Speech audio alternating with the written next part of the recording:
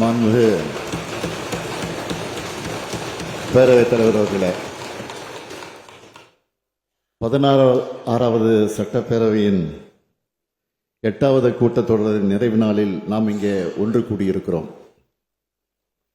கடந்த 5 ஆண்டு காலத்தில் 5 நிதிநிலை அறிக்கைகள் அளிக்கப்பெற்று இந்த ஆண்டிற்கான இடைக்கால நிதிநிலை அறிக்கையும் வேளாண்மை இடைக்கால நிதிநிலை அறிக்கையும் வழங்கப்பட்டுள்ளது. அவற்றின் மீது சிறப்பான விவாதம் பதிலுரை வழங்கப்பெற்றுள்ளது. வேளாண் அமைச்சர் MRK பன்னீர்செல்வம் அவர்களும் நிதி அமைச்சர் தங்கம் தென்னரசு அவர்களும் சிறப்பான அறிக்கையையும் பதிலுரையும் வழங்கியிருக்கிறார்கள். இதன் தொடர்ச்சியை அடுத்த 2 மாதத்தில் மீண்டும் வந்து நிச்சயம் இன்னும் கூடுதலாக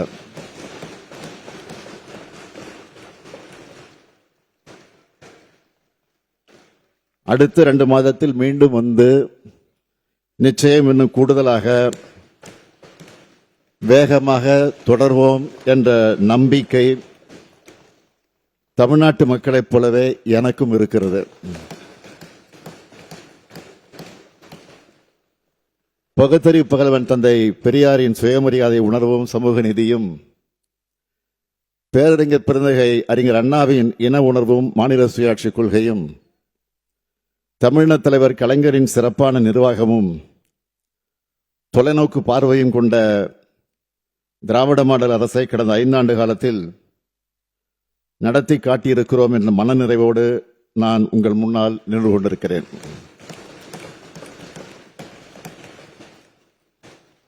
எனக்கு தரப்பட்ட பொறுப்பை மிக சிறப்பாகவே செய்ததாகவே நான் நினைக்கிறேன். வரலாற்று சிறப்புமிக்க இந்த இருக்கையில் எனக்கு முன்னர் அமர்ந்த பலரும் இன்றைக்கு நம்மிடையே இல்லாவிட்டாலும் அவர்கள் அனைவருமே போற்றப்படக்கூடியவர்கள்தான்.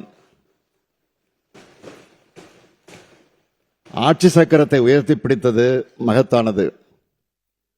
தலைமை பொறுப்பு உள்ளோருக்கும் பொறுமை, நிதானம், சகிப்புத்தன்மை, காலநேரம் பெறாது உழைத்திடும் பண்பு, தீர்க்கமாக முடிவெடுக்கும் திறன், எதையும் தாங்கும் வல்லமை, எல்லோரிடத்திலும் அன்பு, கருணையோடு இருத்தல், கடமை தவறாமை, ஊக்கத்தோடு செயலாற்றுதல் ஆகிய பண்புகள் நிச்சயம் தேவை. இதனையே நானும் கடைபிடித்திருக்கிறேன். ஆராய்ந்து முடிவெடுக்கும் பண்பு, அந்த முடிவினால் விளையும் பயன், பயன் பெற்றவர்களின் உயர்வு, உயர்வினால் உண்டாகும் வளம், வளத்தினால் விளைந்திடும் இன்பம், இன்பத்தால் கிடைத்திடும் நன்மை, இதுவே நாம் இப்பொழுது காணும் தமிழ்நாட்டின் வளர்ச்சிக்கு அடிப்படை. இந்த நன்மையே மக்களுக்கு நம்பிக்கையை தந்து நாளைய ஆட்சியாளர்களாக எங்களை தொடர செய்யப் போகிறது. இந்த 5 ஆண்டுகளை பெற்ற அனுபவத்தினால் இந்த முத்துவேல் கருணாநிதி ஸ்டாலின் இன்றைக்கு இன்னும் வலிமை பெற்று தமிழ்நாட்டை இன்னும் ஏற்றம் பெற வைக்கும் முடியும் என்ற நம்பிக்கையை நான் பெற்றுள்ளேன். நம்பிக்கையோடு இன்னும் உழைக்க வேண்டும் எனும் ஊக்கத்தையும், எதனையும் எதிர்கொள்ளக்கூடிய வல்லமையும் பெற்றுள்ளேன். தமிழ்நாட்டில் இருக்கக்கூடிய 234 தொகுதிகளையும் என்னுடைய தொகுதிகளாக நினைத்து எங்களுக்கு வாக்களித்தவர்கள், வாக்களிக்காதவர்கள் என பிரித்து பார்க்காமல் நான் செயலாற்றி இருக்கிறேன். இந்த மிகப்பெரிய வாய்ப்பை தந்த தமிழ்நாடு மக்கள் அனைவருக்கும் என்னுடைய மனமார்ந்த நன்றிகளை நான் தெரிவித்துக் கொள்கிறேன். என்னை தேர்ந்தெடுத்து அனுப்பிய குளத்தூர் சட்டமன்ற தொகுதி மக்களுக்கும் என்னுடைய நன்றிகள். நூற்றாண்டை கடந்த பெருமையோடு இயங்கி வருகிறது இந்த பேரவை. கடந்த 2021ஆம் ஆண்டு இந்த பேரவையினுடைய 100ஆண்டு விழாவிற்கு வருகை தந்து நவீன தமிழ்நாட்டின் சிற்பியான தலைவர் கலைஞர் அவர்களின் படத்தையும் திறந்து வைத்த அன்றைய மாண்புமிகு குடியரசுத் தலைவர் ராம்நாத் கோவிந்த் அவர்களுக்கு என்னுடைய நன்றியை நான் தெரிவித்துக் கொள்கிறேன். மாண்புமிகு ஆளுநருக்கும் எனக்கும் தனிப்பட்ட முறையில் எந்தவித கருத்து வேறுபாடு கிடையாது. தன்னுடைய சுயமரியாதை எல்முனையளவு சீண்டப்பட்டாலும் அது யாராக இருந்தாலும் எதிர்குரல் கொடுக்கும் திசையில் முதல் நபராக நான் இருப்பேன். தமிழர் பண்பாட்டை மனதில் கொண்டு மாண்புமிகு ஆளுநர் அவர்களுக்கு இந்த நேரத்தில் என்னுடைய நன்றியை நான் தெரிவித்துக் கொள்கிறேன்.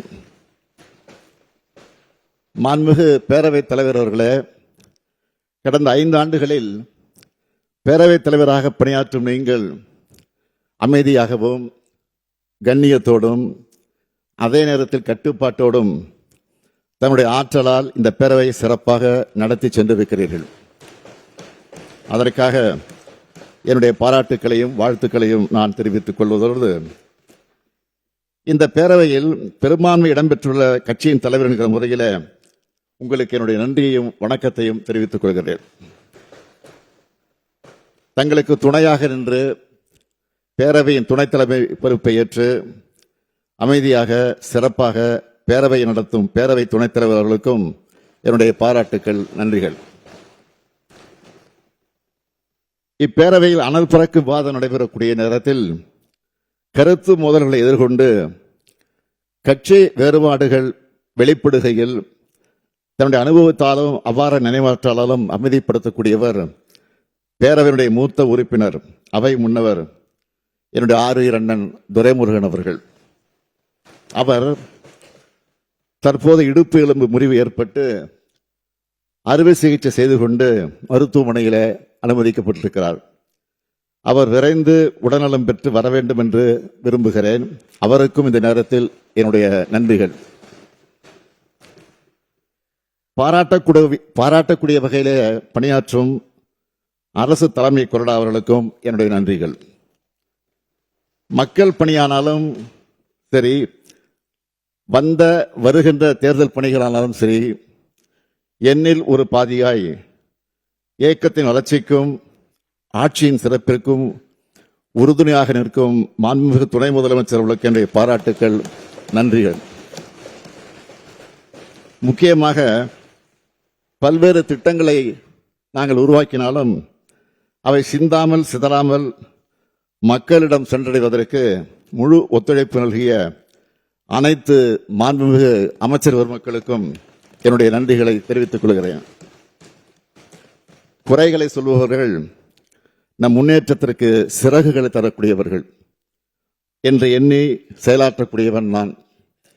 அரசுக்கு தக்க யோசனைகளை கூறுவதிலும் குறைகளை சுட்டிக்காட்டுவதிலும் கண்ணியமான முறையை கடைபிடித்து ஒத்துழைப்பு நல்கிய எதிர்க்கட்சி தலைவர் இன்றைக்கு வரவில்லை. இருந்தாலும் அவர்களுக்கும் மற்றும் உள்ள கட்சி தலைவர்களுக்கும் எங்கள் சாதனைகளுக்கெல்லாம் தோளோடு தோல் என்ற தோழமை கட்சி தலைவர்களுக்கும் என்னுடைய நன்றியை நான் தெரிவித்துக் கொள்கிறேன்.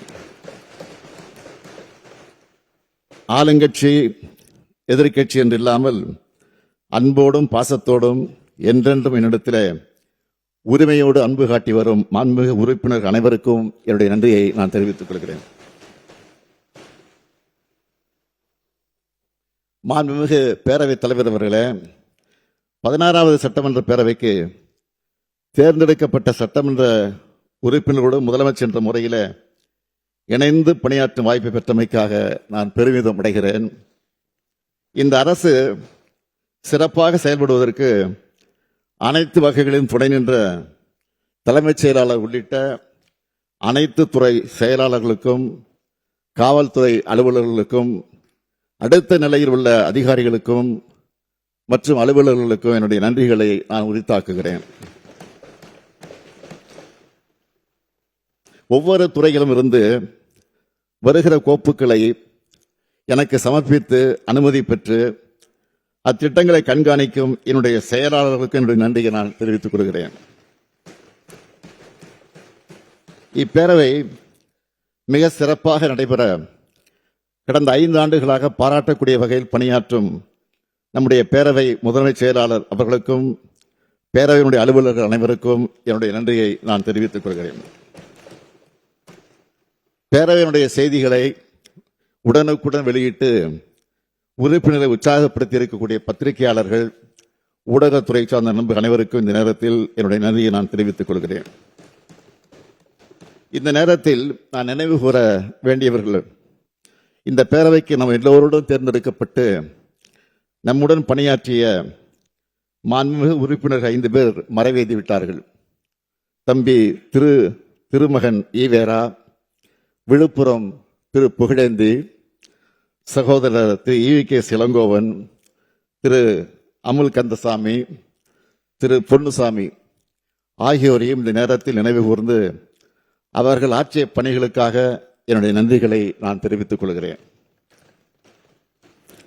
கடந்த 24/1/2026 அன்று இதே பேரவையில் நான் உரையாற்றும் போது குறிப்பிட்டதை இப்பொழுது நினைவு கூறுகிறேன்.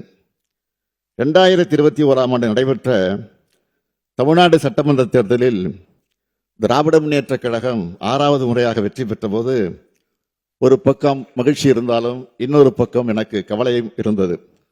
அதை நான் மறைக்க விரும்பவில்லை. இந்த பொறுப்பை நான் எப்படி செய்ய போகிறேன்? வாக்குறுதிகளை நிறைவேற்ற முடியுமா? மக்கள் விரும்பக்கூடிய வகையில் ஆட்சி நடத்த முடியுமா? மக்கள் மகிழ்ச்சி அடையும் வகையில் ஆட்சி நடத்த முடியுமா என்ற கவலைதான் எனக்கு இருந்தது என்று நான் சொல்லியிருந்தேன். முந்தைய அரசுகளின் செயல்பாட்டின் காரணமாக விளைந்த மிக மோசமான பின்னடைவு, நமக்கு ஒத்துழைக்காத ஓரவஞ்சனை செய்யக்கூடிய ஒன்றிய அரசு, 2க்கும் இடையிலே தான் நாம் இருந்தோம். நமக்கு பெரும் வெற்றியை தந்து பொறுப்பை ஒப்படைத்த மக்களின் எதிர்பார்ப்புக்கு இடையில் ஆட்சிக்கு வந்தோம். தமிழ்நாட்டில் அனைத்து துறைகளும் எப்பொழுது வளரும் என்ற ஏக்கத்தில் இருந்தவர்களுடைய வாட்டத்தை போக்கி சமச்சீரான வளர்ச்சியை இந்த 5 ஆண்டுகளில் அடைந்திருக்கிறோம். திராவிட மாடல் அரசு தீட்டிய திட்டங்களை, இயற்றிய சட்டங்களை மக்களின் முன் வைத்துள்ளோம். நிதி நிலைமை சீராக இல்லாத நேரத்திலும் அதனை காரணமாக சொல்லி சும்மா இருக்காமல் நிறைய திட்டங்களை செயல்படுத்தி இருக்கிறோம்.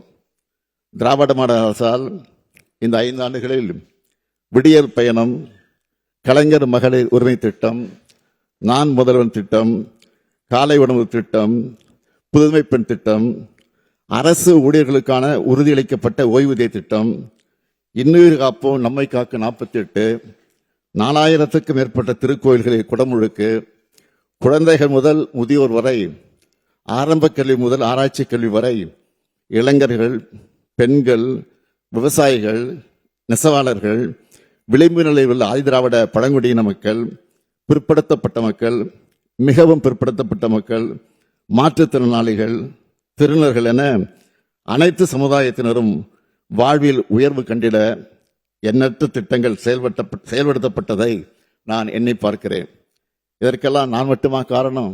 இல்லை, இல்லவே இல்லை. ஒட்டுமொத்த தமிழர்களும் என் கையோடு கை சேர்ந்து எனக்கு ஆக்கத்தையும் ஊக்கத்தையும் வழங்கி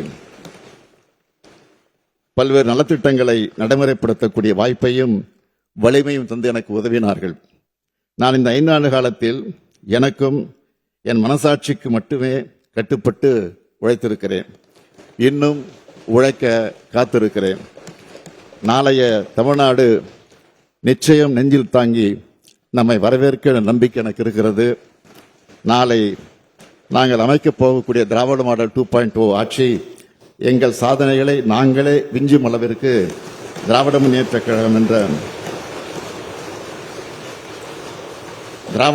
கழகம் என்ற மாபெரும் இயக்கத்தின் தலைவராக அமர வைத்து நான் தமிழ்நாட்டின் முதலமைச்சராக உழைத்த லட்சக்கணக்கான கழக உடன்பிறப்புகள் இருக்கக்கூடிய திசை நோக்கி வணங்கி எவரேனும் விடுபட்டிருந்தால் அவர்களை நினைத்துக் கொண்டு அனைவருக்கும் மீண்டும் ஒரு முறை நன்றி தெரிவித்துக் கொள்கிறேன். உறுதியாக சொல்லுகிறேன், மீண்டும் வெல்வோம், மீண்டும் ஆட்சி வந்து அமைப்போம், மீண்டும் வந்து தமிழ் மக்களுக்கான திட்டங்களை தொடர்ந்து செயல்படுத்துவோம். நன்றி, வணக்கம்.